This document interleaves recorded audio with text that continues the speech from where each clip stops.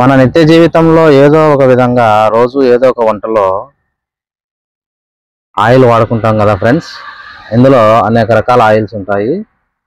వాటిలో ఒకటే palm olive oil. ఆ పామ్ ఆలివ్ ఆయిల్ వీటి నుండే ఉత్పత్తి చేస్తారు. పామ్ ఆలివ్ గింజలు చూడండి, ఇవి ఇంకా పండు కాలేదు. పండు అయితే అందులో నుంచి ఈ టైపు కాకుండా ఆయిల్ వస్తుంది. ఇది ఇంకొంచెం గుజ్జు గుజ్జు ఉంది. సో వీటిని ఇంకొద్ది రోజులు అట్లే చెట్టు మీద ఉండనిచ్చి పండు మాగిన తర్వాత దాన్ని ఏదో ఇట్లా ఉంది కదా, ఇక్కడ ఉంది చూడండి. పండు మాగిన తర్వాత ఈ గుత్తి గొలని కట్ చేస్తారు. కట్ చేసి వాటిని ప్రాసెస్ చేయడానికి ఫ్యాక్టరీలకు పంపిస్తారు. ఫ్యాక్టరీలకు పంపించిన తర్వాత ఈ పిక్కలో నుంచి, ఈ పండులో నుంచి గుజ్జునంతా తీసి ఆయిల్లా వాడతారు ఫ్రెండ్స్. వాడిన ఆ గుజ్జులో నుంచి మళ్ళీ పిక్కలు వస్తాయి. పిక్కలు అంటే గింజలు.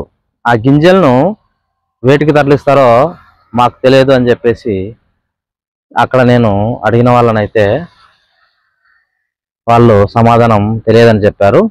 ఆ గింజలను కూడా మిగతా వాటికి ఏదో ఇక్కడ కాకుండా వేరే ప్రాంతానికి తరలిస్తారు అని అన్నారు.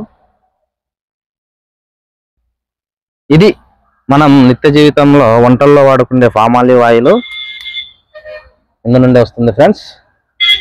ఇది ఇంకో 10 రోజులు ఉంటే కట్ చేస్తారు. ఇదొక పామ్ ఆలివ్ తోట. బుట్టాయగూడెం దరిదాపుల్లో ఉన్న ఒక పామ్ ఆలివ్ ఆయిల్ తోట.